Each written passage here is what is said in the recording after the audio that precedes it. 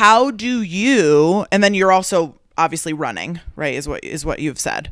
So how are you so jacked? Do you take steroids? No? Are you sure? When I was a soft.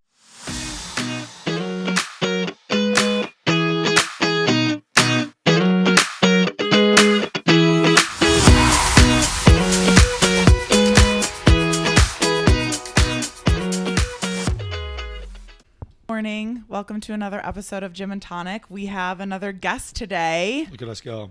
This is Daniel. Wait, quick cheers, guys. Oh, yeah. Happy Gym Mine's and Tonic open. Day. Boom. Daniel, thanks so Cheers. much for joining us. We're so excited to speak with you. So let's do a quick intro. Well, Daniel. real quick. Yeah. Let's just update the gym. Because we do that every time. Just Gym real quick updates. before we get started. Just gym updates. Let's do it. October. What about October? We're hosting another street lifting, right? Oh, I didn't even know that. I think he posted it today. Oh, amazing. I thought I haven't been on Instagram. Yeah, he posted it today. I think it's in October. We have a sanctioned with USA Street Lifting, the Colorado division. Okay. We're Amazing. hosting another one. Fuck yes, let's go. And this time it is pull-ups, dips. I don't know about muscle-ups. I don't know about squats. Oh, So okay. I think it's a classic. It's not a full. Interesting. It's not the full with all of it. That's a big deal for us.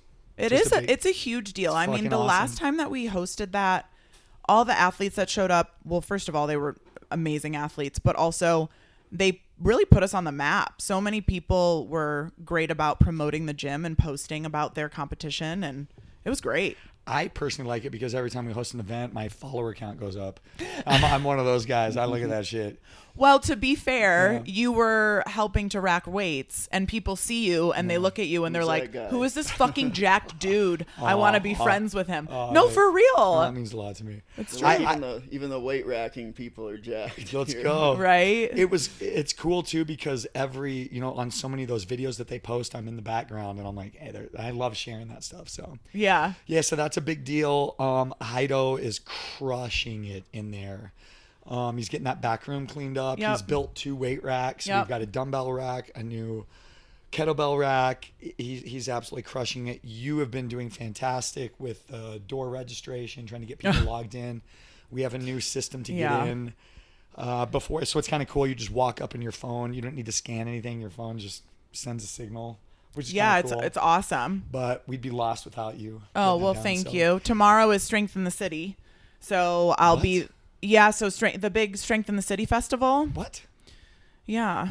What Where the they have like fuck? all these like gyms and small What? business fitness owners so I'll be there with Two Birds, which is the Okay, dating, the dating workout company. So I'm going to be there with them, but promoting us. So I'm going to be promoting C2F there. I love that. So I didn't know about that. that'll be fun. We both learned something We about did. the gym today. We did. Yes. Look at us go. Yeah. Who would have thought? I think that's all the big stuff. So, Okay. And you have 4 weeks left of your yoga teacher training. yeah, I'm ready for that. And to be how done. is it? I'm just exhausted. It's tiring. I remember going through Sculpt, and Sculpt was 50 hours, and that wrecked me. And this is, I mean, it's 150, equally 200. Is it this is 200? a 200 hours, and it's just a lot. They're long days. I'm learning some stuff. I feel like it's not kind of tapering off, and I think we're gonna start learning new stuff now. I feel like Okay. a lot of it is like I don't want this to sound derogatory, but I feel like I know everything. they've Fair taught enough. us. I always Yeah. said like you should be teaching a teacher's Oh, training. that- Why doesn't this guy already know? Oh, that means a lot to me. We should all be following him. Yeah, I feel Maybe like one day. yeah, I feel like there's a chance. I think there's one thing, for whatever reason, Ruthie and I kind of rub the corporate the wrong way a little bit because Really? we're not Ruthie corporate. does too. I knew you Yeah, did. Well, I think it's just because we're not corporate. We're kind Yeah, of like fair. our own thing, and we kind of have a following, and I just think it just doesn't. Interesting. Yeah, it's kind of weird. Ruthie, I don't know if you know this, but Ruthie, they recruited her to do teacher training.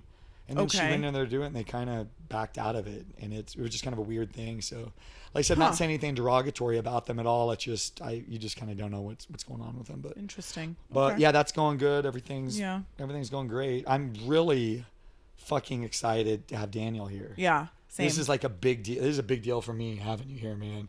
Yeah. It's good to be here. This is cool. Yeah. So we'll just give you, a quick introduction and let you, absolutely. kind of talk about it. So, Daniel obviously is, if you can see the video and you see this guy, or if you see anything on my social media and you see him on there, he has just an incredible physique, which is, one reason we want you on here, because of the fitness and the nutrition, but more importantly, just your character and who you are and the successes that you've had in your life. How did you guys meet? Is it Corepower just Yoga. through? So you just started coming to Robbie's classes, and that's how you guys met, or? No, it was Ruthie's class. Yeah, Ruthie's Oh, class. okay. He was in Ruthie's class, and I saw him across the room, and we have like this group, this kind of like secret chat that we have. It's like we call it middle row, back row, front row. Whatever. I have FOMO. Yeah. Well, we want you in there. You know what I mean? But we have this group, and we're generally you kind of get vetted to get in. I guess there's people that want in, and we kind of have criteria. And Daniel, I saw Daniel, and I told Ruthie, I was like, get him fucking in our group.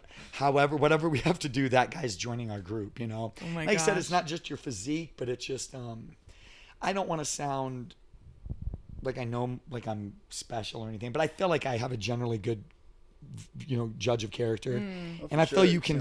I feel you can look in someone's eyes and see kind of who they are, and I could just see. I looked at you and I was like, "That's our friend," So that's I love that. Yeah, that's where we met there.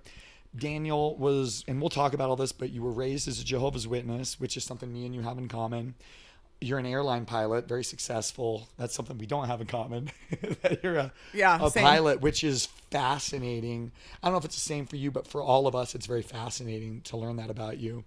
And you're a HYROX athlete, which is a big deal. So. Who doesn't come to my HYROX classes, but that's fine. He's been to one, right? A single one. You've been to at least one. Yeah, I had like a bunch of Maybe time two. off in September. And it was just a crazy week of like sculpt, C2F, that. Yeah. And just like every day for 6 or 7 days, just nonstop workouts. That was pretty sweet. So, I've given you a little bit of an introduction, but if you just want to give us a quick, intro to who you are.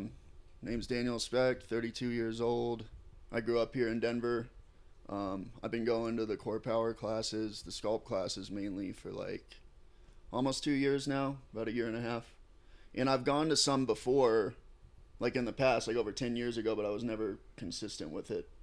And I don't know if that's because I didn't discover the murder yoga that Robbie, murder yoga? Yeah, that's a slang term that. Wait, I has love come that. up. Yeah. Murder yoga. That's really quite an inappropriate name. Yeah, that came from. That's so funny. That came from Habit of Health, the previous gym that I was at. They all called it murder yoga. It carried over. Yeah. But I love it. Well, yeah, it was funny because I did take Ruthie's class one time about 3 years ago, and sculpt I always thought of as like kind of hard, but I took her class and I was like, this is harder than I remember. Yeah.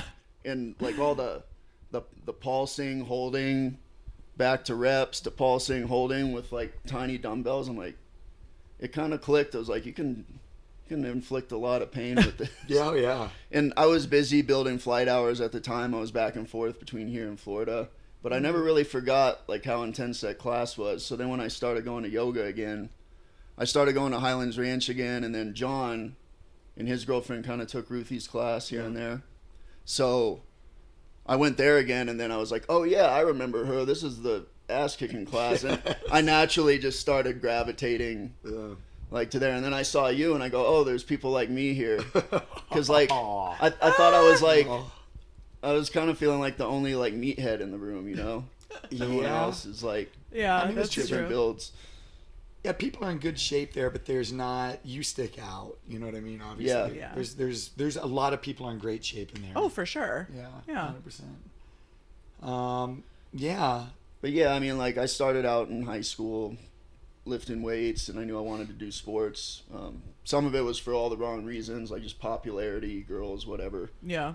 But I guess it doesn't matter if it gets you into a good thing. Whatever reason you did it for. Did you play sports in high school? Yeah, I did track and field and okay. football. I actually wasn't that great at football. Well, I kind of want to touch on this. What position you play in football? I started out as running back, and then my last 2 years I did defensive end because That I could makes run sense. really fast. I just could not cut angles really well because I never really played until high school. That's interesting. And I'm sure Amy wants to know this too because of her background. But what did you do in track and field? Like, what was your specialty? Mostly short sprints, like Yeah. Okay. 4x1, 4x2. I did the open 4 a couple of times, but I wasn't really a competitive for a long sprint of time. Okay. They usually did that when they wanted to punish like the short sprinters. Yeah. Like when they do the 400. I know because I run with you. You know, I run with you. I know it's been a little bit. You know, it's been a few weeks just because we kind of shifted our training style. But we were running together a lot, and it's surprising because someone. What's your weight? Because I guess it was like around 210. Yeah, I'm around like 205 right Yeah. now. Okay. That makes sense. Because I know at that weight it's hard to move quick. And I was just surprised because when we run, this fucker Yeah, runs. you can run. You can run. run. And it's wild. And it's not just your sprinting, it's your endurance, you know. And it's wild to me because you'll put on a 40-pound pack and you'll beat us. He'll ruck with 40 pounds. Yeah. And he'll outlast the rest of us who are either no weight or 20 pounds. You know? Yeah. So it's impressive. What you do is very impressive. But what I want to touch on is just your upbringing, because that's what's surprising to me is, because traditionally being one of Jehovah's Witnesses, it's tough to get into sports. You know? Yeah. So that's just what I kind of want to touch on. And if you want to talk about that, some of the challenges that you had growing up, being raised in the Yeah, sure. When you're like a little kid, you don't really realize how all-encompassing the rules are when you grow up in that. I mean, you kind of do. Do you remember being told like bad association, like spoils useful habits? But we always had friends at school, so I didn't really think much of that. I thought it was just something on paper that people didn't follow. But like as I got older, they were kind of like, hey, now that people in the church and stuff are like, hey, now that you're getting older, like it's kind of time to pull in the reins and start only associating with other Jehovah's Witnesses. And I don't know, logically it didn't really make sense because you'd meet plenty of people at school and it's like, these are nice people, like what's the problem? But it's like, no, they don't believe in the same thing, so we can't talk to them. So then that kind of hits you and you're like, whoa, this really is what most people would consider maybe a little bit extreme. Yeah. Although, I mean, outside of religion, something as simple as that could still apply. Like maybe you don't want to associate with someone who's committing crimes when you're trying to keep your record clear and go in like a good direction. So it's not like all bad. It's just what they were considering good and bad. Sure. And then with the sports or like dating, like you're not supposed to date until you're seriously considering like ready to get married. Yeah. And even there, who are you supposed to marry? Another Jehovah's Witness, which that just limits all the options down to like, I don't want to say zero, but close. I mean, Yeah. when I look at people that I knew growing up that are married now, with a lot of them, I suspect that they didn't get their first choice in who they wanted because it was so limited.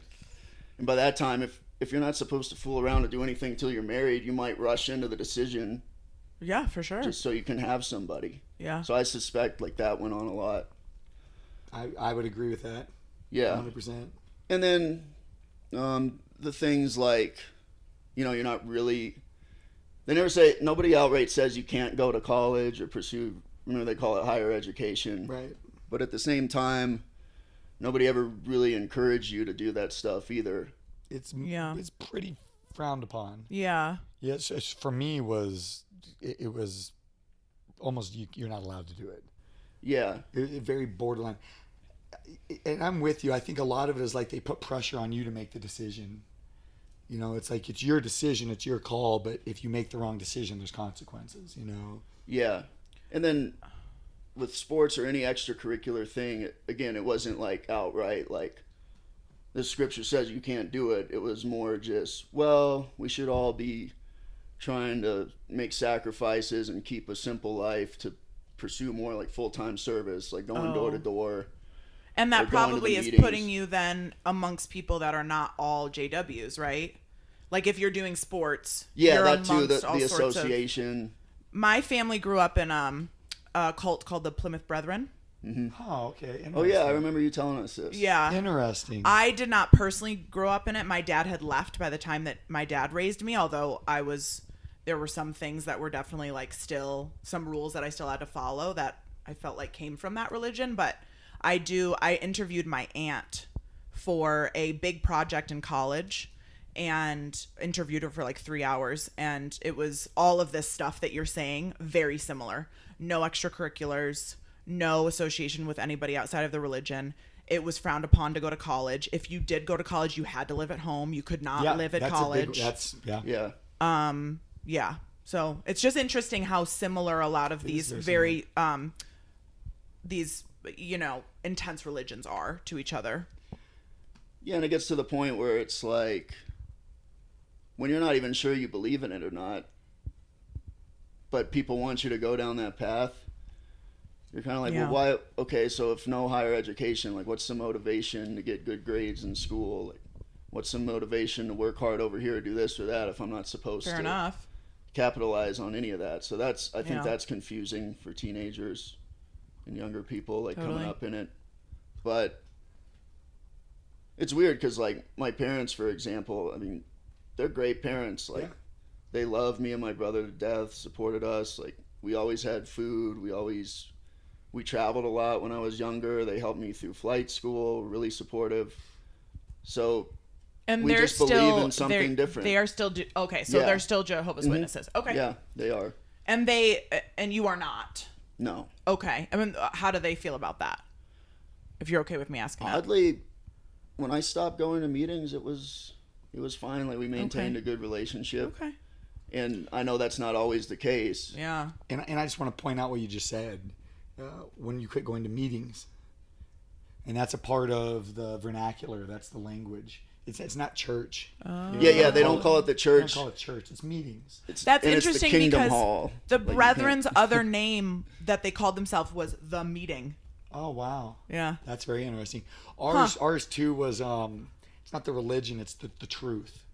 You know, that's what we were always like. You're in the truth. It was all about the truth. In the truth, or he's out of the truth. Yeah.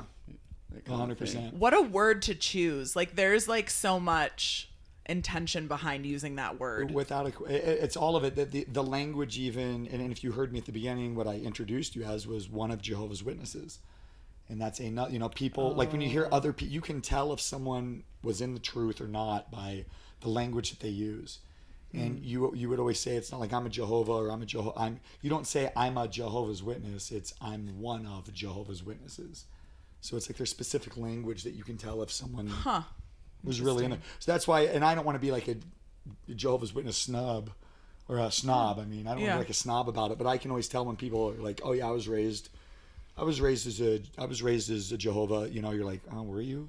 Like, you probably were a little bit, but I knew you because I could hear the language that you were deep ingrained into it. You know, that it was it's part of your identity. Well, let me ask you this: what were the hardest things? What was the hardest part about being raised in the truth? I think like when you're a teenager and going through puberty, and you're making more friends at school, and you know how they would call like just basic things like school and friends and going to the homecoming dance, these are all worldly things. Worldly. Yeah. So things that would be very natural for a person like up and coming and like growing up are being labeled in a negative. Yeah. And it's like, it's contradictory to what you're feeling in your head. You're like, what the fuck? This is natural. Like, what? So I'm supposed to shrink because these things are bad? Like, it just didn't make sense. And it was kind of frustrating because like in middle school, I was getting really good grades.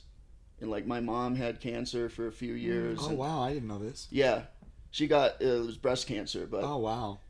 Yeah, she defeated it, but she had to have a lot of different surgeries or complications and things. So I was kind of frustrated because like I felt like I did what I was supposed to. I got good grades. I did this and that. And then the summer between 8th and 9th grade, I was friends with a couple other kids from the congregation. And my little brother, he was at a sleepover with one of the kids. And they all did something wrong. They like pranked and rang people's doorbells or did something that night. You know, kids like sleepover. Yeah. And I was in a group chat with them. And I texted we were texting back and forth, joking around, and I sent some texts that sounded like a cuss word or something. It was like, "You little pansy mother fuddrucker." Yeah. Like, silly, like not even the full cuss word. And anyways, when they all got in trouble, the kid's dad grabbed his phone and went through it and saw my text. He goes to the elders and complains. Oh yeah. So then like we're at like a Tuesday, one of those weekday Tuesday night meetings, and yeah, after the meeting, everyone's gone. I'm like, where are my parents? And then I see the other friend, his parents are gone. So I'm like, oh, they're all in the back room, like chatting. Yeah. I'm like, something happened. So I don't know. That was really, I don't want to say it was a turning point, but it was just another piece of evidence of like, because after that, not that it's a big deal to get your phone or texting taken away, but the elders made it seem like it was like I kicked a baby in the head or something. Yeah. It's like I sent some messages that sounded like a curse word. It's like I don't really think that's something that, one, that's not something you go and complain to like an elder about or an authority figure. Like I know a lot of other Jehovah's Witness parents that if that happened, they would just go and talk to my parents on the side and say, hey, the kids were acting up. Your son did this. My son did this. I just wanted to let you know. But this guy, like, straight to the elders, like, wants to make a big deal about it. And I don't know, it just kind of makes you feel like you're like a criminal that did something wrong over, like, a text. Yeah. Yeah. With, like, it was just blown, like, way out of proportion. It's For like, sure. and you know it's insane intuitively, but you're surrounded by adults. And I think my parents didn't agree with the elders' decision, but they were trying to, like, play both sides. Yeah. So, yeah, that was kind of weird because also leading up to this, I had gotten good grades throughout middle school. I'm about to go to high school. It's like I did everything I was supposed to. So why am I like a bad guy all of a sudden because I sent like a text message wrong? Right. Just stuff like that. Yeah. I obviously can relate. Let me ask you this then, because I'm very grateful for my upbringing. Okay. Like I know a lot of times I've talked about it and it sounds like I speak about the truth and what happened there very derogatorily, but it is hard because it was a tough upbringing, very challenging, but I'm grateful for it. To me, it's very similar to like going to military school. You're like, yeah, it was hard, but I gained a lot from it. What are the things that you're grateful for that you got out of there? I think the ability to think critically. Oh, interesting. Because when I was 14, I knew I didn't like believe it. Yeah. But when you're 14, surrounded by adults that believe something, it's a powerful force. It's intimidating. Interesting. Yeah, just like if you believe something that you're almost sure is true, but the rest of society doesn't. Yeah. But then you turn out being like right in the end, then you're like, whoa. So I think the critical thinking, but also like the discipline too. I think going door to door, like having to talk to people, being seen like in a suit. Let's talk about that real quick. Yeah. Talk about the process and what that was like, going door to door, because that's a lot what most people view Jehovah's Witnesses as. Sure. They go knock on doors. Let's just talk about that. What was that process like? So like, like most commonly, most Jehovah's Witnesses go on like a Saturday morning. So that's like the main time to go. And then there were people that did, more like full-time service, pioneers that would go on weekdays. But so Saturday mornings, you would meet at the Kingdom Hall for maybe 30 minutes to an hour. Some people would practice like their presentation. And then there were different territories. So, and I forget how they did the territory. They had like a paper map with homes and, similar to like a sales company. They know which doors they've knocked on if they have a return visit. For all time. How old were you when you were doing this? I think the youngest I started going door to door might have been 3 or 4. That's me too. But when you're really young, I don't think they have you do presentations, or they might. I think you were doing presentations because I was doing presentations around 3-4 years old. What? Yeah, I always felt that was a part of the marketing strategy or whatever. Was it because it's like a child? It's tough to tell a child no. So true. Yeah. Whoa. And then let me ask you this: what was the attire? This will blow you away. What was your attire to do this like in? either like a full suit, or like slacks and a button-up shirt and tie. Oh, like I remember. I mean, I remember Yeah. answering the door for JWs all the time. You had to have a briefcase. I just never saw a child, so. Yeah, And I will say there's something kind of like wholesome about it. Like, yeah. You're there on like a nice Saturday morning, go talk to people about something that at least the adults believe's a positive message. So I'm like, Yeah. that's cool. But So, and you talked about just the benefit of that. Like, how does that affect you today? Like, what did you gain out of that from going door to door? I think it makes it a little easier to have harder conversations with people, or if you have to say something that would normally make a group or an individual uncomfortable, it's a little easier to say it because Yeah. you're used to being looked at in a suit in like a neighborhood corner. Like, I remember when I was a little kid, I used to feel awkward. Like, you know how they would go on break from service, you go to like a coffee shop or a donut shop or whatever.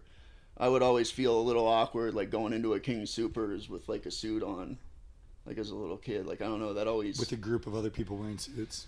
Yeah, I felt like everyone was definitely- watching me. It's definitely wild. I relate to all of this. So yeah, critical thinking, going door to door and having conversations. Is there anything else that you think that, that you take with you that you're like, oh, I'm very grateful for that? I think like tolerating discomfort, Yeah. and even, I don't want to be too dramatic, but a little bit of suffering, because it's, when you don't believe something, it's mentally confusing, and it's, Sure. you could even say it's low level traumatizing.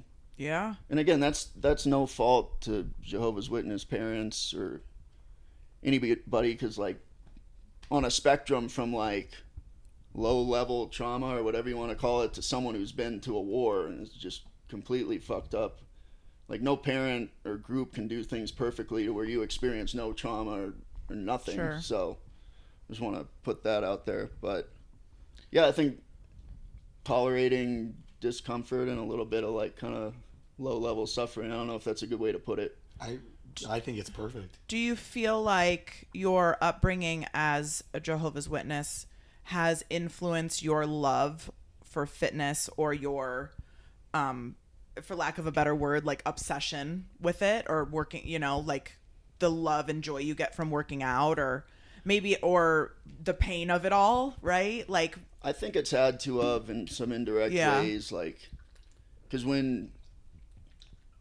you're not supposed to associate with people from high school as closely, or you're not supposed to go to parties or do this or that, fitness was like an outlet Yeah. or something that I was allowed to do. Yeah. So that made it easier to double down on that, I would Sure. say, to an extent. And compared to a lot of the other Jehovah's Witness kids, I still got to do quite a bit. Like, I pushed a little bit to play football and do track. My parents were cool with that. okay. And I think that is noteworthy, because I do think that tells a little bit about your character. Yeah. Because most of us, like me, I was always too afraid to advocate for myself. It was like, looking back, I probably could have gotten away a little bit more with being involved in sport. Like, looking back on it, I was like, I probably could have, but I just was Yeah. too afraid to. Sure. I didn't have that courage. So I think it tells a little bit about your character and how courageous you are. I mean, I wasn't completely fearless to be like, hey, to hell with this. I don't believe it. I'm not going to that meeting tomorrow. Like, Right.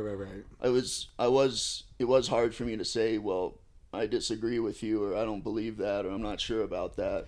Well, and let me ask you this too, because I know, because I'm separated from you by about 15 years, and I know, things progress. Yeah. So I know, like, my upbringing is very similar to yours, but at the same time, there's little differences. How many meetings were you going to a week? How many hours do you think in meetings were you going to? Because this is wild. Because most people, when they go to church, it's Sunday mornings. It's Yeah. usually what it is. Like, you go to Sunday Usually the morning. baseline was like the 2 meetings a week. You have your weeknight meeting, and then the Sunday meeting, both about an hour and 45 minutes. So we could round up, say, close to 4 hours. Yeah. But really, I mean, if you were doing everything you're supposed to, like, you're supposed to review your publications and scriptures before the meeting, people would spend 40 minutes or an hour on that. Yeah. They had, when I was still in, they had family worship night. You're supposed to pick a night of the week and study some part of the Bible or one of the publications. We're studying the meeting as a family. So I remember my freshman year of high school, like, the family all tried to do that and be, like, diligent with that. But on top of school and homework and everything, like, It's tough. it was almost That's not a lot. doable. That's a lot of extra hours. Yeah. Especially if then you're doing an extracurricular like a sport. Yeah. I wonder if that's also part of why they don't want you to, because they Oh, recognize. a big part of it. Yeah. Without question. Yeah. You know, and then with going door to door, you know, which was field ministry. Oh yeah. So I would say that could even take 3 hours of a Saturday morning. Just 15, 20, 30-minute meeting before going out. At least an hour in service, a break, and maybe another half an hour. Some people. When you're looking 5 to 10 hours a week, which I'm sure that this probably helped you in your preparation as a pilot too, because you're so used to, you know, like 10 hours a week for 5 to 10 hours a week for a child and a teenager. On top of it, that's like having a part-time job. No, 100%. Is Absolutely. pretty wild, you know.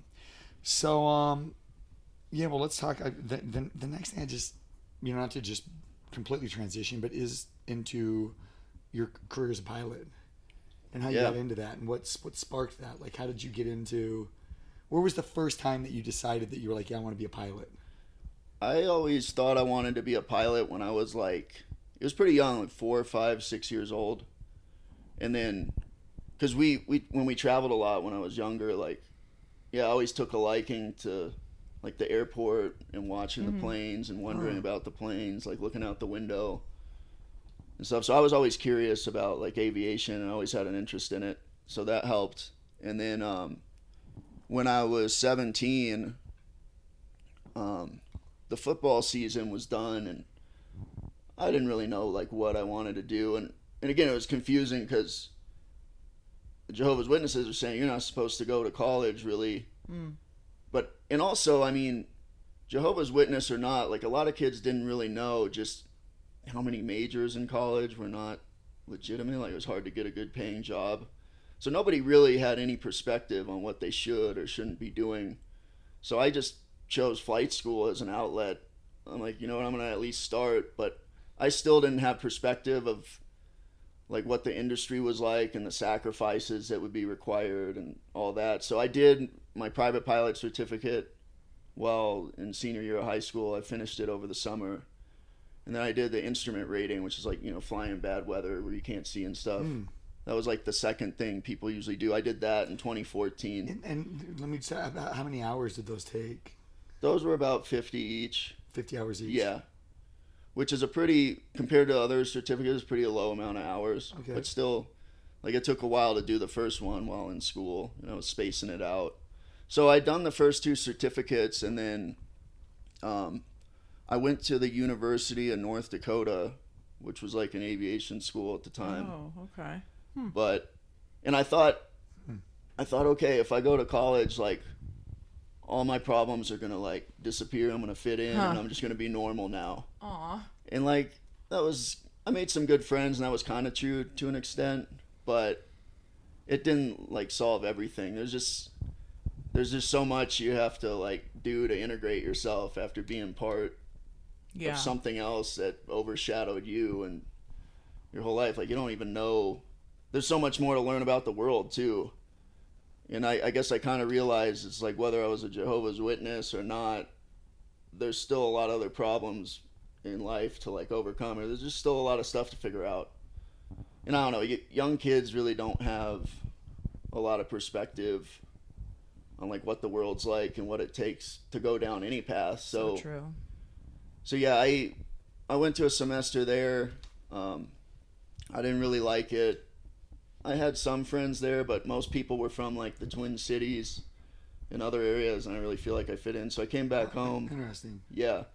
And I lived at home and went to Metro State in Denver just doing gen ed classes for another semester. Okay. And then by that point, once the next summer rolled around, like I didn't really know if I wanted to go back to school. I didn't know what I wanted to do, and I wasn't really sure what was worth making a bunch of sacrifices for. So I don't know if you guys have all had that over the years. Or... I mean, I dropped out of college like 3 times. So Okay. yeah. I was a hot mess. But yeah, long story short, I did those 2 certificates a long time ago. I stepped away from it. Okay. I went to school in Boulder for a while for economics. Okay. I lived in Vegas. I did odd jobs God. and I didn't know things. that. Yeah, I lived in Vegas for about 2 years. Oh, wow. For all the What was wrong that? reasons. What? What was that like? I feel like, God, living it, like, visiting Vegas is one thing. To live there, I can't imagine. I cannot imagine. That's what, was it just a 24-hour party? Like, how do you Pretty live much, there? I had visited Vegas when I was 21 a couple times with friends. And you'd be like, this is great. Let I me was like- move here. Yeah, we go to this one like excess nightclub at the Wynn and Encore. There's like a huge outdoor pool, and I'm like, this is just like a giant party. This is awesome. Oh So, my like, God. I had never forgotten that. I was like, maybe I should move here. Like, there's like jobs here and stuff. And, like, There's like I can jobs. just like live here and like What party did you for a do while. there? What was your job there? So this my other God. friend I had, he was a club promoter on the Strip. You know, like Of course he was. Whether you're in Miami or Vegas or New Orleans, the people that sell the wristbands, Oh, yeah. the dude was like crazy good at it. Oh. Which he had a college degree and everything, but Yeah. he just enjoyed living in Vegas. He enjoyed doing the sales job, Okay. and he Damn. would make. I never did that great at it, but he would make thousands of dollars a week Really? selling people. Yeah. Wow. And I think he had like a pretty serious like coke problem or something, which I'm pretty sure that's what kept That him also like, tracks. Yeah. one time. So I did the same job for his company for a while, and then this is like so random, but I would see these people standing with their shirts off on the Vegas Strip, like dressed as cowboys or GI Joes. I'm like, they're getting. Daniel was like, I could do that. Oh yeah. I'm seeing them getting money, and then I met some other people that do it, and they're like, "Oh yeah, we'll partner up." Like, and so I was not doing that great with the club crawl sales. Like I was like paying my bills, but like Yeah. nothing spectacular. And I was like, well, maybe I'll go try that. We don't really have a boss. We just stand out here and work for ourselves. And I did that, and it was pretty good. Like you could pay all your bills, and Huh. I was 23 years old, just out there on the Strip taking the- photos. No with no people, shirt on. Living the fucking meeting dream. girls, going out at night, drinking, Oh my partying, God. and that was life for a good Yeah. 8 months. But then, so this dude shows up from Miami with a freaking live snake around his neck, like a ball python. And I had seen him around the Strip when I was Yeah. out there working. Yeah. And I'm like, oh, that's interesting. So he's doing photos with a snake. I was like, that thing's going to bite somebody. That's like my first thought, or I wouldn't want that around my neck. But then my other friend who had done the cowboy, like dressed up as cowboys or GI Joes or whatever, he's like, dude, I saw this Japanese family give him like $60 for like 4 or 5 photos, and I was like, really? But I was like, oh, isn't a snake like hard to, first of all, get, but also take care of? Like, how's the thing not gonna get pissed off and just like bite somebody in the face? He's like, no, I used to have a pet ball python. They're super tame. You only have to feed them. Like, they only eat once a week, which is true for reptiles. I don't know. It's weird. Yeah. So anyways, we got a couple of ball pythons from a reptile store. Oh my God. And we showed up and started like charging money for like photos with a freaking snake. And we had our shirts on this time. What an entrepreneur of Yeah. you. And- Oh, you had your shirt on. Yeah, because the snake sold itself. So it's like, we don't need to appeal to like girls or Yeah. gay guys or anyone else now. We can get everybody. Like, This is so a funny. little kid wants a photo Yeah. with the snake, a guy, a girl, it doesn't matter. Like, Yeah. and yeah, it was great. Like in March of 2018, like each of us almost made like $10,000 each just going out there for 6 hours a day doing With the photos. fucking I don't know if that's a snake. good thing to say online, but No, I it's think it's fine. This is the No. craziest.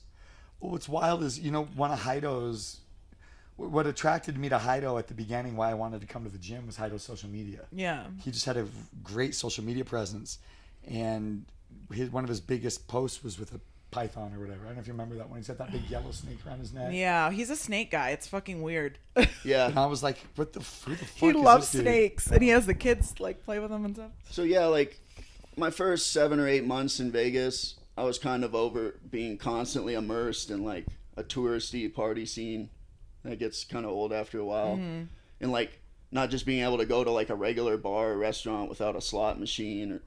But when we discovered that, it was just the most randomest ass side hustle that was good enough to keep doing, but it was never like good enough to do. It was not like a legit. It wasn't like you business. were going to do it forever. Yeah, because what happened.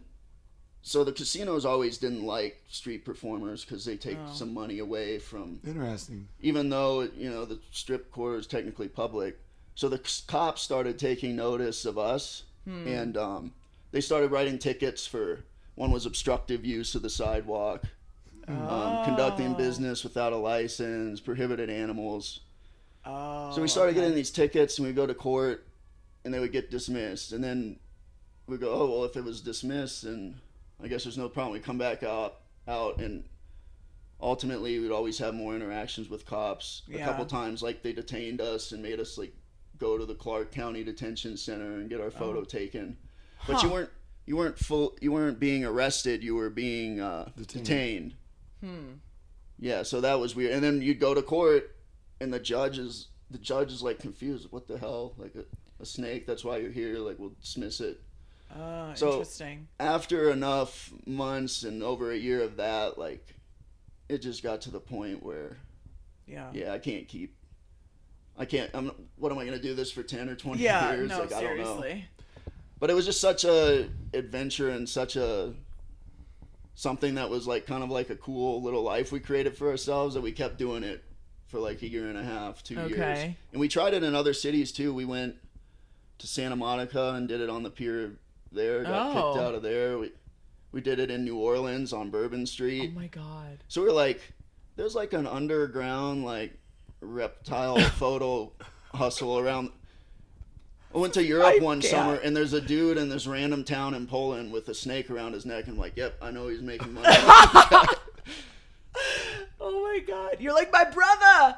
So yeah, I still have it filed in the back of my head as like, fuck, if all else fails, like, literally, there's a side hustle over here I can do. If this fucking economy doesn't pick up soon. I'll go to Pearl Street in Boulder and just for hang real. out. 16th Street. Walk around with the snake. Yeah. So, oh my god, it's so funny. How did piloting come back into it? Like, where did this? So in 2022, I went back to school during COVID because, the world was in this weird quiet phase where, people were, taking stimulus checks, and some people couldn't work because their businesses were closed down. Yeah. So it was just a weird time, and I didn't know what else to do. I did a lot of odd jobs, like I did Uber and Lyft and like food delivery stuff off and on throughout the years. I even did it in the wintertime in Vegas because the snake hustle would get slow, so you need like something else to do. I know that sounds like that term. Looking back, it sounds so like random, hustle. But oh my god, yeah, that's awesome. But yeah, so I was like, I'll go back to school for economics, and again, I wasn't like that passionate about economics. I don't think it was a bad degree, but it wasn't like a great one. Yeah. And I was like, well, this is better than just working in a job. I guess I don't know what I want to do. So I did that for about a year or two. And then I realized there was nothing that I really wanted to do with that. I had another friend in Denver who was a locksmith. And he had his own van and did all the car keys and like remotes and reprogramming and all that. And he had his own business. He took leads from like different companies, and he could tell them when he wants to be on call to work and when not. And like they would just split it 50-50. So he got me into that, and I worked for one of his friends, just doing like car lockouts and house lockouts, lock installations and things like that. And I did that for 6 or 8 months. And so you can break into cars? Yeah. The right tools. Oh, damn. Some of that stuff's a little faded on me, but I figured it out. Yeah. And yeah, you can pick some locks if it's a shitty brand or whatever. Yeah. Right. But it was a pretty good job, and it was good money, but like it wasn't something that I really wanted to do.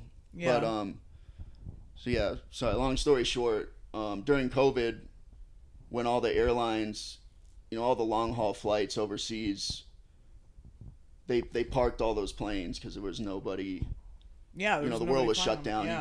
You couldn't really travel outside of your country. So they offered a lot of pilots early retirement packages. Pilots that were, because the mandatory age for retirement is 65, but you had all these people. Really? Yeah, Yeah. You have to retire at 65. Yeah, you're considered like too old. Like Oh, you don't wow. medically qualify past 65. But Why don't they have that for the that presidency? doesn't make sense. Yeah, isn't that Yeah. wild? Yeah. It's fucking wild, isn't it? Huh, okay. Yeah, that is interesting. So yeah, during COVID, all these people take early retirement packages because they have no use for them anymore.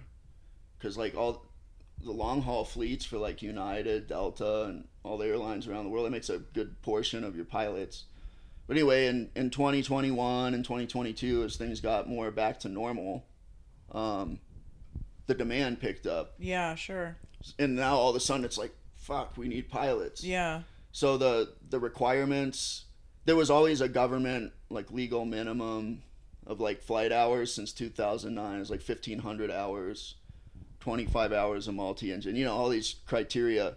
That was always the minimum, but I mean, big airlines like United, Delta, Frontier, and then even the regionals usually historically have hired people with more hours than that.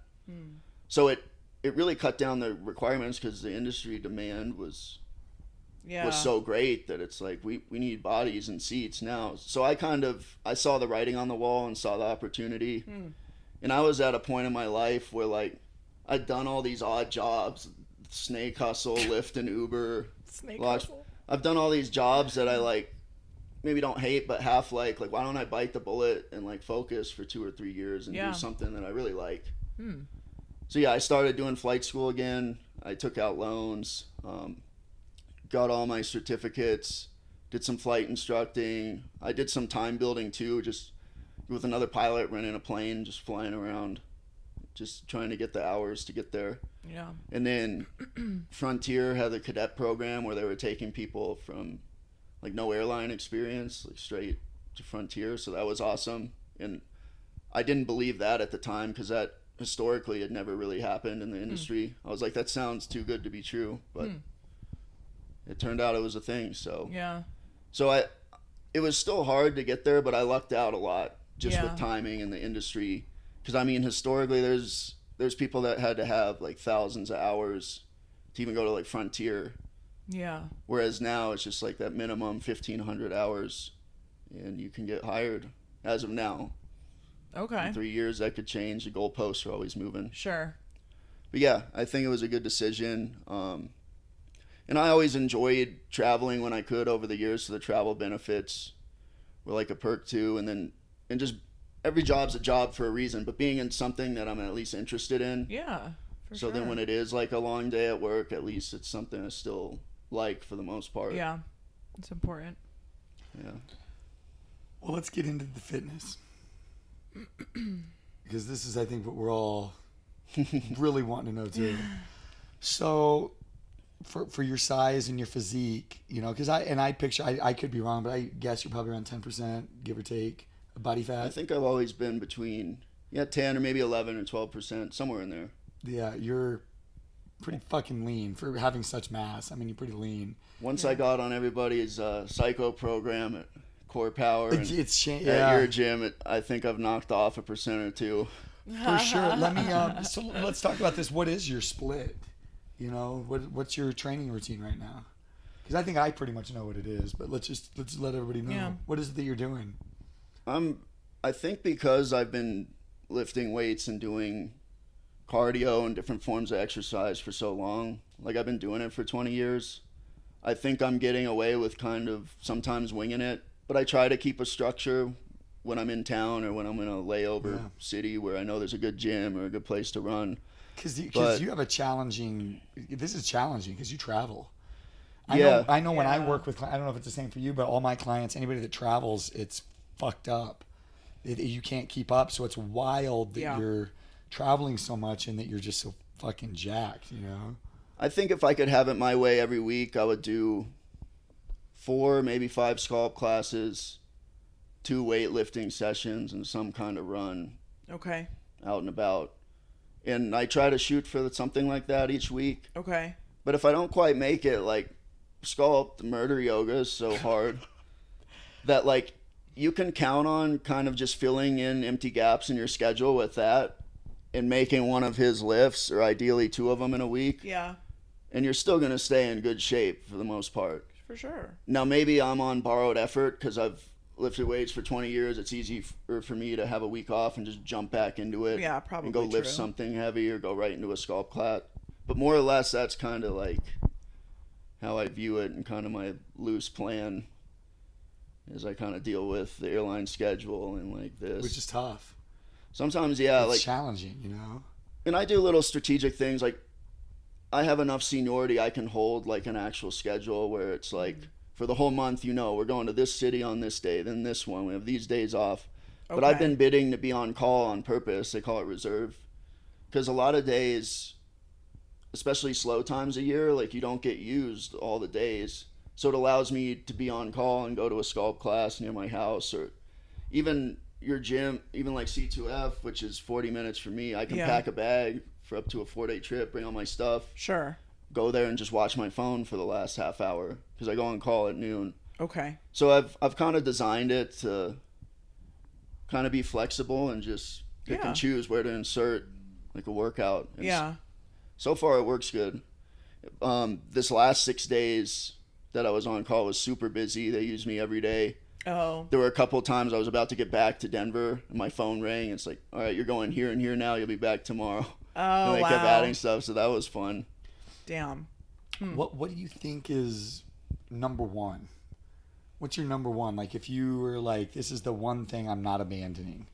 If you're like, I'm going to do this one thing. What's the one exercise, the one routine, the one, what's like sculpt. Yeah, right. I knew you were going to say that. Yeah, I kind of feel that way too. And I know I speak about it not derogatorily, but it is the one I probably do more than anything else, you know? Yeah. I go through phases of it where I won't sculpt as much, but it's been consistently like that for probably a couple of years too, you know? I have a question because when I see the sculpt community, very few people look like the two of you, right? And you and I have talked about this at length, like why that is. Yeah. Right? It's hard to build muscle when your heart rate is that high and you guys aren't really lifting like super heavy weights, right? In sculpt, no. Sculpt, no. Not in sculpt. So, I mean, I see you at the gym every day. I know you have your lifts that you do, and obviously you're hosting the HIIT workouts. Daniel, I know you come to the HIIT workouts, but I also know you don't come every single week or every single Monday, Wednesday. Yeah. Right? Like a lot of times you'll be there like at least once, but like how do you, and then you're also obviously running, right? Is what you've said. So how are you so jacked? Do you take steroids? Nope. No? Are you sure? When I was a sophomore in high school, a couple of the kids on the track had some of those D-Bowl pills. Oh no. And like they would like pop one or two in like a week. Yeah. And I always thought it was kind of stupid. Okay. But they're like, yeah, you should try one. So I took one week, and I didn't notice that much of a difference. Mm-hmm. We were in the strength and conditioning class in school. Uh-huh. I felt like, okay, maybe I can do a couple other reps or something. But so yeah, have I ever taken a steroid? If you count that, yeah, but really no. I mean, it's been. We've all taken steroids at some point. You know what I mean? I haven't. Well, you've taken. I'm sure you've taken some sort of an inhaler, or you've had a. Oh, I see what you're saying. Yeah, like we all have taken something prescribed by a doctor that helps us heal. You know, so I don't think anybody's free from steroid use, but like the anabolic. Yeah. You know. Right. For bodybuilding, yeah. And I'll tell you this: you've changed my perspective. I don't know if you know this about me, but I always just kind of assumed you did. You know, I don't know if I ever talked about it. Same. Yeah, and we You're talked like, about not natural. Well, yeah, and you know what? And it's not like a bad way. It's not like I don't think anybody that takes steroids is doing anything wrong or bad. We've talked about it. The only people that I think are fucked up with steroids are, you know, the people that are selling programs or advertising a natural way of life that aren't. Yeah. That's what pisses me off. Well, and I also thought you did them just because I felt like I knew to a degree what you were doing for your workouts. And I was like, how has he built so much muscle if sculpt is his foundation? Because again, when you look at most people in sculpt, that's not the reality. Yeah. Well, and that's the thing. Like sculpt, wasn't really the foundation. I was coming in there already having lifted a lot of weights before for years and so years. it's more like you're like almost maintaining at this point. It's definitely more maintaining. Okay. Yeah. So I can kind of get away with borrowed energy in some way. It's changed my perspective because there's people like Mike Hearn. You know who Mike Hearn is? No. You know who Mike Hearn is? I've heard the name. He's a bodybuilder, right? Big bodybuilder. Yeah. And he's in his 50s and he swears he's natural. Okay. And I'm like, there's no way he's natural. But I believe him now. Okay. Like I just do because like I know you. Like I know you're very open and honest about everything in your life. You know what I mean? So when we asked you, I was never gonna bring it up to you, but Art's the one that brought it up. Art is, another sculptor. But Art just, very different body types. Yeah, yeah. Like completely different. Art just brought it up and I was like, oh shit, Art just asked him and we were like, yeah, I fucking believe Daniel. You know what I mean? Like, because you're very open about everything. Well, yeah, and even if I could take something secretly and lie about it, and everybody think I would still feel lame, like 100%. Internally. Well, especially because you disclose things about your life all the time that are like, yeah, it doesn't make sense that he would be open about everything except this, But it's changed, just that has changed the way that I thought about it, because I'll tell you this too. I know that you say that we're similar, but I'm not.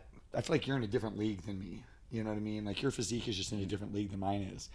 And I've had people just accuse me of being on steroids all the time, and I'm like, I have no knowledge. People ask me about you all the like you said that in high school too. Yeah, it's like I'm like, if you look at me, it's like I don't, but I get it. It's people that don't want to put the work in, or they just don't understand it, so they think it's just one thing. So it has changed my perspective about people where I'm like, they go, is he on steroids? I'm like, I don't know, maybe he could be, he couldn't be. I don't know. My thing in my head where I'm like, if you're that size, you have to be on steroids has been eliminated because of you. Yeah. You've you've completely changed. You single-handedly have changed my perspective on that, So what do you think, what percentage of it do you think is like genetics or? I think there's got to be a good percentage that is genetics too, for sure. I think genetics plays so much of a bigger role than any of us know often. Do you know how many calories you eat a day? I would say about 3,800 to sometimes 5,000. Okay. Woo! Yeah. I like this. Okay, so I like this. Damn. That makes sense. And that's a guesstimate because I haven't been tracking it as close. But you've tracked it before. I have, yeah. Okay. And it was more than I thought, because sometimes I was like, there's no way I only ate like 2,000 calories today. And then I'm looking at the math, and it's like, 3,600. So. Yeah. See, this is my thing too, because you've heard me talk about it. You're in my group chat that's supposed to be about tracking and logging. That's really like 2 of us that track and log. There's like 10 of us in the chat, and that was the whole reason, is so we track and log and share our statistics. Okay. And that's not what it is anymore. It's like a couple of us share statistics. You know what I mean? But it's always like you're the exception to the rule, because I'm like, you hear me preach it. In order to get to this level, you have to track and log. And Daniel's like, well, I don't do that. You know what I mean? And neither do I. Oh, I didn't know that. Oh, yeah, I have never tracked it. I don't know if this sounds... I didn't. Yes, you did. I don't... You definitely knew. Did I? We've talked about it. These runners can just eat anything. You've never tracked and logged? I have never tracked and logged. Ever? Well, I mean, maybe for like a month once. Oh, wow, okay. But like, no. Well, so I don't track and log. Exceptions to the rules. Yeah. You know? Yeah. It is... I'm sitting in the presence of fucking greatness right now. You know what I mean? I'm like surrounded by 2 of the most fucking fit people I've ever come in contact with. Yeah. So, what do you think your balance is? Do you know what your macro split is? Do you have a guess of that? I would say over the years it's mostly been protein, a decent amount of carbs, and then for a while there's been times I've done like kind of more of a ketogenic diet. Okay. Or last year there was a period of 3 months where I was basically just eating like red meat, some chicken, and then Greek yogurt and like eggs. I fucking love this. I was doing that for 3 months. That's the diet.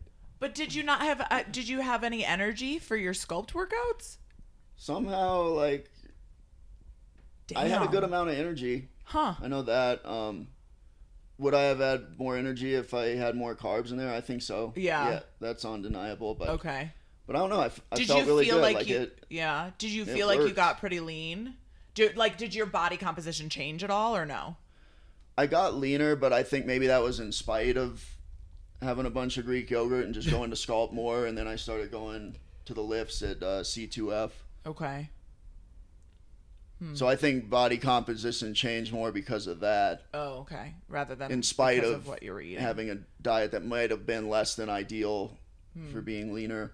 Now, I've been going to that MyFit Foods again. Yeah. And I like it I because love they them make over there. I do everything too, there. yeah. Yeah. Yeah, I agree. I need to be And, better about going and getting stuff there. Those are already pretty balanced with what most people would need for like protein, carbs, Yeah. and fats. So now I've been actually eating more carbs because of that. Yeah. It seems to be working well, but Because they have a good split. yeah, and it just there's saves a some- ton of time on just the Saves so much dishes and time. cooking, and it's a good price. It's not bad. It's the same And price, we maybe get- cheaper than groceries sometimes. And we get a big discount. We get a huge discount. I don't ever. Yeah. I don't go in there very often. I just yeah. don't. I need but to. it's- I need to. But I know because go. the trainers get a discount. Yeah, apparently, so flight crew gets a discount Oh as well. shit! Oh, What if so if you're Training. I'm just we telling should you. see if they sponsor We've the been podcast. sponsored by MyFit Foods right now. As of today, we have decided. As of today, This they are is now a sponsoring us. sponsorship. I mean, because we Yeah. spoke about them with Matthew too. Yeah, he praised So them we as should. well. We gotta. Yeah. I'll hit him up and be like, sponsor us. Yeah, that's it. That is interesting. What are your? Let's just say right now, what are your big three foods right now? What are the three consistent foods that you're eating right now in your diet? What are the big three? Steak still, like flank steak or ribeye if I'm gonna spend an obscene amount of money. Well, flank steak's affordable. I actually will do quite a bit of pasta. I like sweet potatoes the best, but those take a lot longer, like in an Such a oven or pain. air fryer. So Yeah. like I will do some pasta, especially if we do like a workout at C2F and then do Yeah, sculpt. you have to. Yeah, it's not gonna like hurt me. I don't think you just kind of no. absorb it. Yeah, When I went on that run in San Francisco and got a which little was carried crazy, away, really quick. Oh, I know. He told me. First I saw it on Strava or like It's your like, what Instagram the or something, and then fuck, I was man? like, and that was on a whim. oh my god, That was on a whim. Just tell us what it was. yeah, This was on a whim, mind you. a literal whim. This wasn't just like he'd been training for it. He just was like, I'm gonna go fucking around. it was a 30-hour layover. I was in a good mood. Like, the dude I was flying with was really cool, so I was already like in an extra good mood. And like San Francisco is a pretty cool city I agree. and stuff. And I was talking with you guys on Fireside on the group chat, and then Art said something about, I went across that bridge and back like twice or whatever. And I'm like, oh, he's like Provided a I'm challenge. Yeah, I'm gonna take this as a little challenge, and I just told myself I was gonna do like 3 or 4 miles, but I was getting to mile like 5 or 6, and I'm like, you know what? This scenery is awesome. I feel pretty good, so Fucking send it. I'm gonna shoot for Crazy. like 9 or 10. And I was like, all right, we got to do a half now. And I love it. the last time I tried some shit like that, kind of the same thing. I like kind of just hopped into it. The last time my joints and ankles were a lot more messed up afterwards. Oh, But okay. I think because all of the Murph training we were doing and the sculpt and everything, like, yeah, my joints were like a little stiff the day afterwards. Like I'm walking through the airport a little slow, but it wasn't like this thing where I couldn't walk. Yeah. And like moment to moment doing something like that was not as hard as like sculpt with just like the overwhelming heat messing with your head and making you want to quit. Not to say that running is not hard. Like I'd imagine if I was doing a marathon or something or an Yeah, ultra, that would hours just into be Well, let's mentally. talk real quick. How many miles did you run? 13.2 or And what 6, was your time? 2 hours It's and something. fucking crazy. That's awesome. It's crazy, right? Just on a whim, like I'm just gonna Yeah. do it.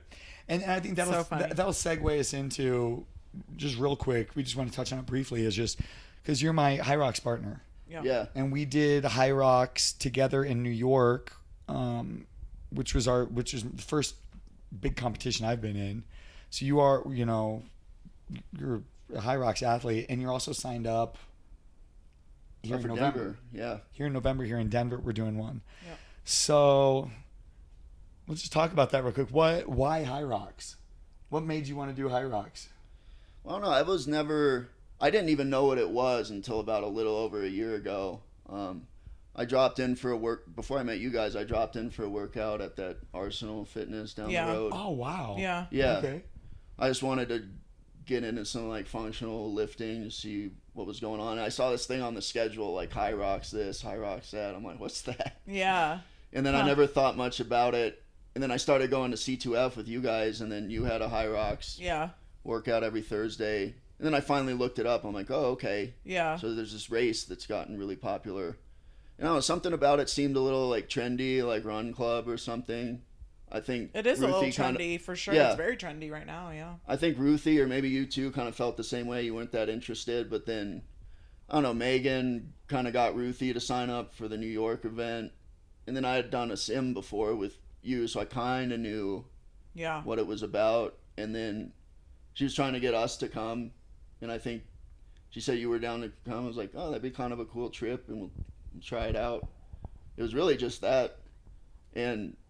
When I did the sim back in September with you, that was pretty hard. It was forever. I mean, it was hard for all of us. I think all of us were like, oh, this is like next level. A lot harder than maybe we thought it was going to be. Yeah. Yeah, I think.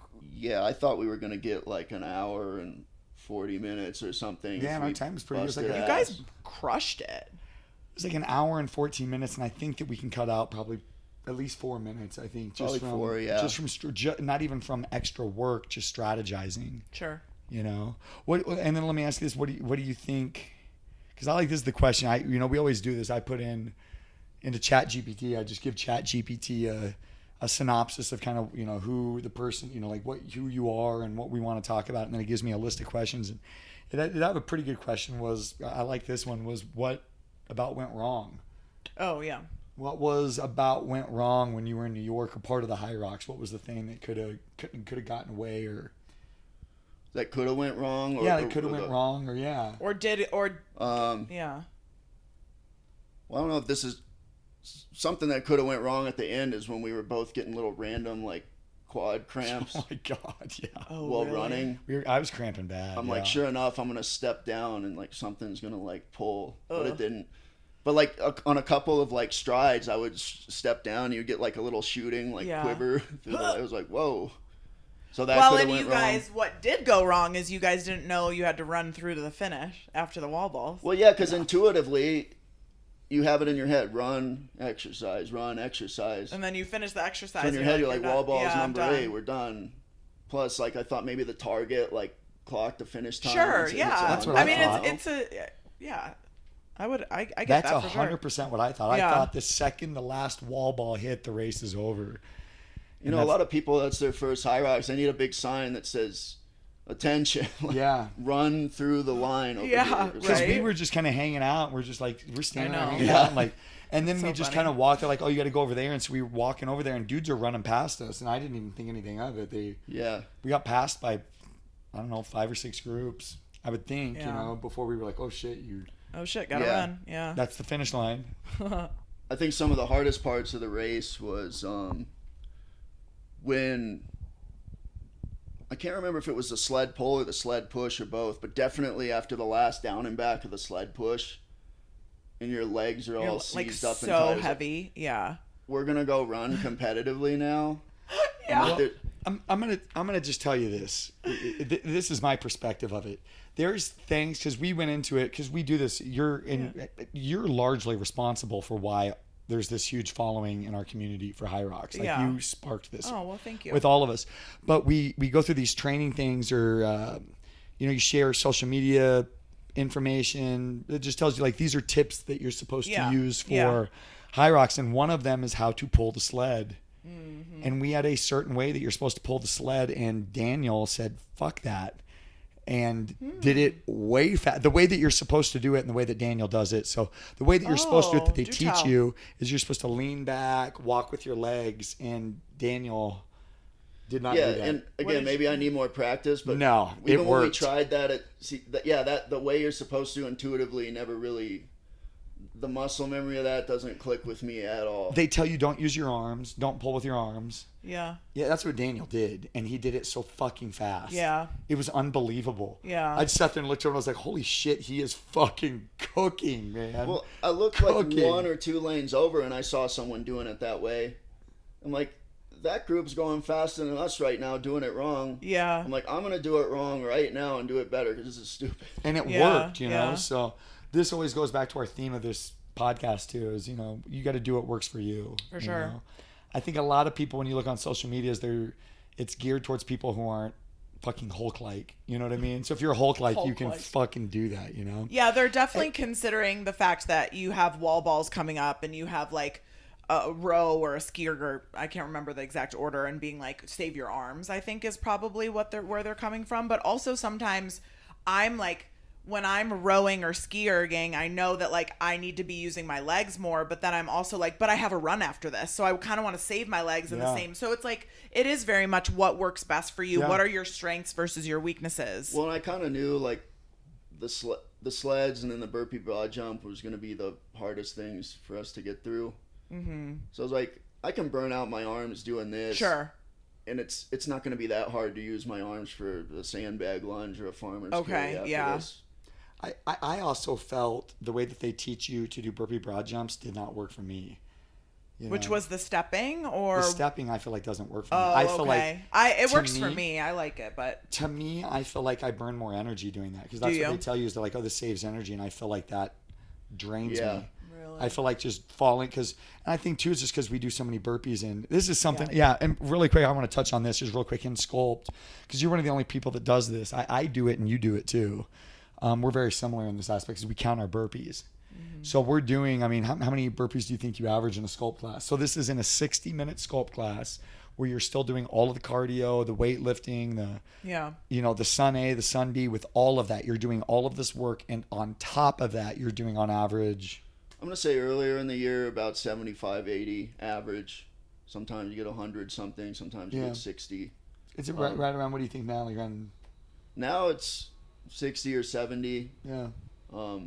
But lately, like this week, I've been getting a lot higher burpee counts, which makes me think maybe I was just losing count in some of the other ones. Yeah.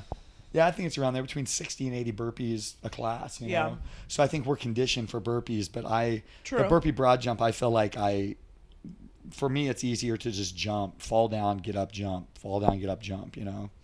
And listen, this is one question. ChatGPT fucking crushed this.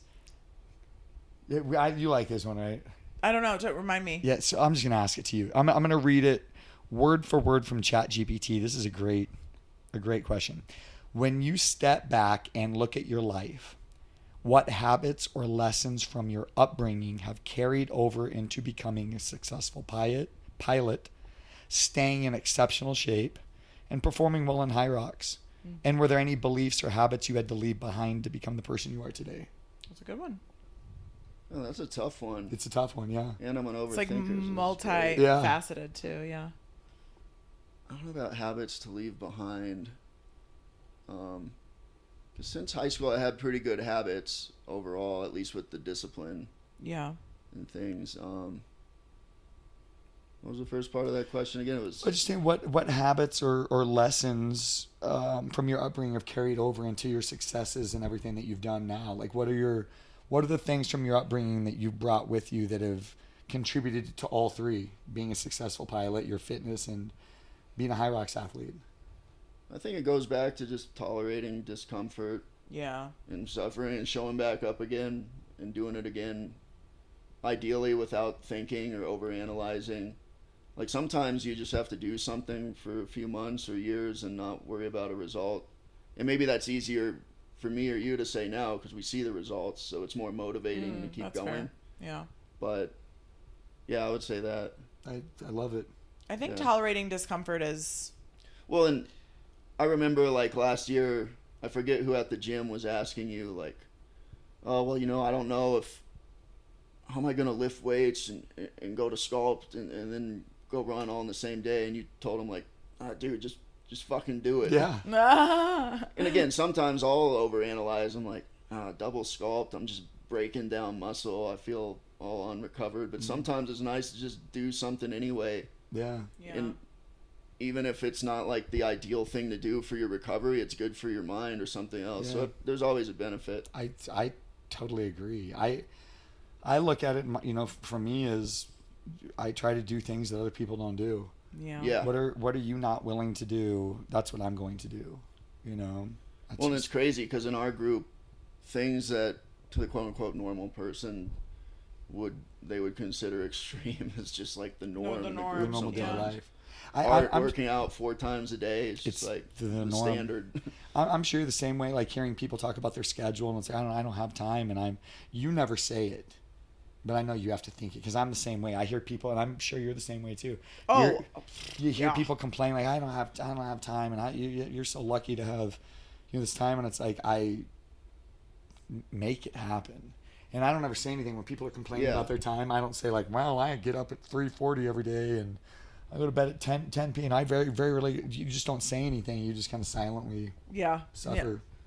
Like, well, that's the difference between. And again, they do not have the capability of tolerating discomfort that we do, and right? They don't have the perspective, I think, too, that there's like another level of discomfort to tolerate week after week and month after month to really see like an extraordinary result. I think like the high school sports really help with that because that was a psycho program of its own too. I bet. I bet. Because even in the summers between school years, you would do like summer strength and conditioning for football. It wasn't just weights; like you're out on the field doing drills and sprints and like make you like. And then we had like a secondary weightlifting session after that people could go to, and like the offense coach, his name's like Coach Looney, he used to play at Columbine. He'd have us crab walking like backwards across the soccer field and up a hill, and like so I already like understood there were like other levels that, and again it helps having like a group, like a team, because that would push you so much farther. 100%. Because how many times are you sitting in class and the clock's about to be 3:00 and you're like shitting yourself because you know it's like a hard track and field conditioning day, or it's hell week in football. You're gonna go do practice and then you're gonna do a bunch of conditioning in between and then have like 1,000-yard club to run afterwards or something. You know, it was like things like that kind of builds the blocks early and helps you push past like. Because like day after day, week after week in a sport, you're not motivated a lot of the time. No. But you teach your brain, you're like, oh, I'm not motivated, but I'm gonna do it and finish, and I'm gonna feel great afterwards. Just like discipline. It is. It's discipline. It's not motivation. It's discipline. Yeah. You get past the days that you're motivated, like great. Yeah. Like, right. You're motivated to go to. But Sculpt, nobody's like motivated every day. Gift. Yeah. Most of the time, I'd say. You're probably not motivated most times 100%. To wake up at 4 a.m. and you don't want to do it. Go you teach. Just do it. Yeah. Well, let's just ask this: where do we find you at? If anybody wants to find Daniel, where do they find you at?